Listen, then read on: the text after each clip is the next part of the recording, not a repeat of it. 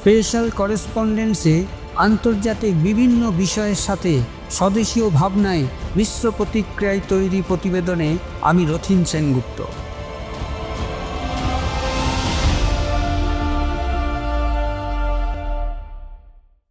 নমস্কার, আমি রথীন সেনগুপ্ত।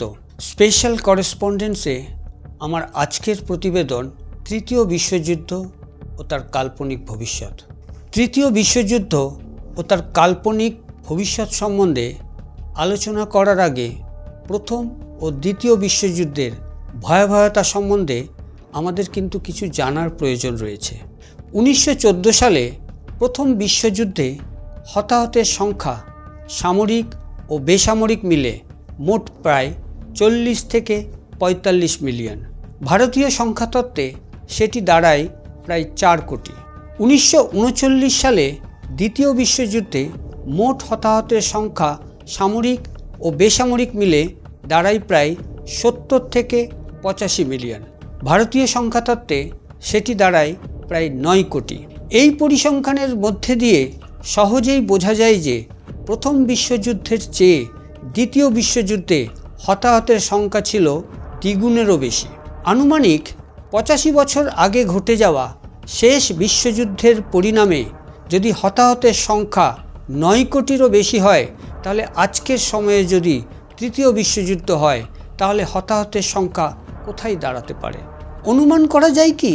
না, মোটেও সঠিক অনুমান করা সম্ভব নয়। 85 বছর আগে বিশ্ব পরিদৃশ্যে সামরিক অবস্থানের সাথে আজকের সামরিক অবস্থানের কোনো তুলনাই চলে না। সামরিক গণধ্বংসকারী অস্ত্রশস্ত্রের বিস্তীর্ণ ব্যাখ্যা করার আগে বিশ্বের কিছু সামরিক বিশেষজ্ঞদের মতামত সম্পর্কে কিছু তথ্য জানা যাক। সেই সব বিশেষজ্ঞদের মতামত হলো এই যে এই যুদ্ধের পরিণতিতে মানব সভ্যতার কোনো অস্তিত্বই টিকে থাকবে না। কিছু কিছু বিশেষজ্ঞের এও দাবি যে ভৌগোলিক আগ্রাসনের কারণে বহু ছোট ছোট দেশ পৃথিবীর মানচিত্র থেকে চিরতরে বিলীন হয়ে যাবে। 1945 সালে আমেরিকা দ্বারা জাপানের হিরোশিমার উপরে নিক্ষেপ করা লিটল বয় নামক বোমাটি, যার ওজন ছিল 4400 কেজি, দৈর্ঘ্য প্রায় 8 ফুট, সেই পারমাণবিক বোমা শক্তির ও ধ্বংসের রূপরেখা সম্পর্কে জেনে আজও আমরা কিন্তু বেশ আঁতকে উঠি। সেই সময় তার জেরে হিরোশিমা শহরে মৃতের সংখ্যা দাঁড়িয়েছিল প্রায় 1,60,000। আজকের দিনে দাঁড়িয়ে জার বোম্বা নামক একটি পরমাণু বোমা, যার ওজন 27,000 কেজি, দৈর্ঘ্য প্রায় 8 মিটার, অনুমান কি করা যায় সেটির নিক্ষেপে কতখানি গণবিধ্বংসী আকার ধারণ করতে পারে? সঠিক তথ্যের ভিত্তিতে তা জানতে পারলে আমাদের হোশ উড়ে যাবে। তৃতীয় বিশ্বযুদ্ধের পরিপ্রেক্ষিতে পরমাণু বোমা ছাড়াও এমন বহু ভয়ঙ্কর বিধ্বংসী সামরিক অস্ত্রশস্ত্রের ভাণ্ডার পৃথিবীর বহু দেশের কাছে রয়েছে যে সেগুলোর ব্যবহারের মাধ্যমেও দিন প্রতিদিন সারা বিশ্বে লক্ষ লক্ষ মানুষের নিধনযজ্ঞ ঘটে চলবে। পরমাণু নিরস্ত্রীকরণ, এই বিষয়টি নিয়ে বিভিন্ন দেশের ভিন্ন ভিন্ন মতাদর্শ রয়েছে। কারো কারো মতে সম্পূর্ণ পরমাণু অস্ত্র নিরস্ত্রীকরণের মূল অসুবিধাটা হচ্ছে দেশের অভ্যন্তরীণ সুরক্ষা বিঘ্নিত। তারা চায় সম্পূর্ণ নিরস্ত্রীকরণের বদলে ধারাবাহিকভাবে একটি নীতির প্রয়োজন রয়েছে, যার মাধ্যমে নতুন করে পারমাণবিক অস্ত্র ধারণ ও উৎপাদনে নিষেধাজ্ঞা জারি করতে হবে। এক সময়ে এরকম এক দুর্বল সিদ্ধান্তের মধ্যে দিয়ে রাসায়নিক ও জৈবিক নিষ্ক্রিয় করেও কিন্তু কোনো সঠিক ফল পাওয়া যায়নি।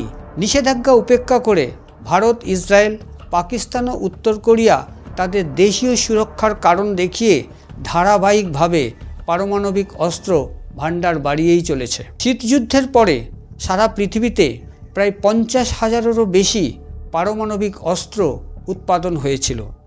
সময়ের সাথে সাথে অনেক অকেজো হওয়ার কারণে এখন সেই সংখ্যা 30,000-এ এসে দাঁড়িয়েছে।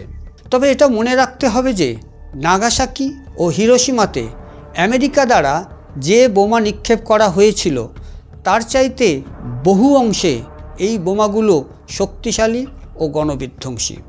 1968 সালের চুক্তি অনুসারে আমেরিকা, যুক্তরাজ্য, রাশিয়া, ফ্রান্স ও চায়না তাদের পরমাণু অস্ত্র ভাণ্ডারকে আর বিস্তার করবে না বলে প্রতিশ্রুতি দিয়েছিল। কিন্তু সেই প্রতিশ্রুতি কোনো দেশই ধারাবাহিকভাবে কখনোই মেনে চলেনি।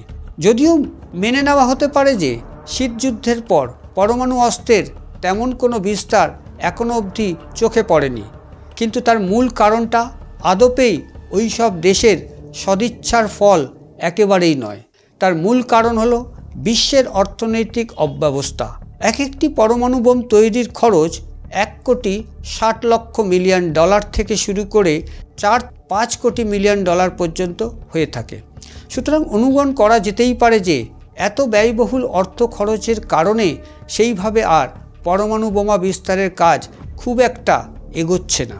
আন্তর্জাতিক স্তরে পরমাণু হাতিয়ারের উপর নজর রাখা সংস্থা স্টকহোম ইন্টারন্যাশনাল পিস রিসার্চ ইনস্টিটিউটের ধারণা অনুসারে বিশ্বের যে 9টি পরমাণু অস্ত্রে সজ্জিত দেশ আছে তার একটির উপর যদি কোনো রকমভাবে বৈদেশিক আঘাত ঘটে তাহলে সাথে সাথেই আমাদের চারপাশের দেশগুলো যুদ্ধে জড়িয়ে পড়বে। তাতে করে যে ঘটনা ঘটবে সেই ঘটনার সাক্ষী দেওয়ার মতো পৃথিবীতে আর কেউ বেঁচে থাকবে না। তার মানে হলো মানব সভ্যতার ধ্বংস নিশ্চিত। নাগাসাকি ও হিরোশিমাতে যে পরমাণু বোমা নিক্ষেপ করা হয়েছিল তার শক্তির পরিমাণ ছিল 10 লক্ষ সেন্টিগ্রেড, আর আজকের দুনিয়ায় এর মাত্রা এসে দাঁড়িয়েছে 7 থেকে 8 গুণ বেশি। সুতরাং অনুমান করা যায় যে কিছু পরমাণু বোম বিশ্বের বিভিন্ন অংশে ফেলা মাত্রই তাৎক্ষণিক তার কী দশা হতে পারে আমরা সাধারণত 45 থেকে 50 ডিগ্রি সেন্টিগ্রেড তাপমাত্রায় সহ্যই করতে পারি না। তাহলে 70 থেকে 80 লক্ষ সেন্টিগ্রেড তাপমাত্রা যে কতখানি ভয়ঙ্কর রূপ নিতে পারে তার কি অনুমান করা সম্ভব? না, তা করা সম্ভব নয়। তবে তার সামান্য কল্পনা করলেই আটকে ওঠাটা কিন্তু সম্ভব। এবার দেখা যাক পারমাণবিক বোমা নিক্ষেপের পরে দৃশ্য ঠিক কী হতে পারে।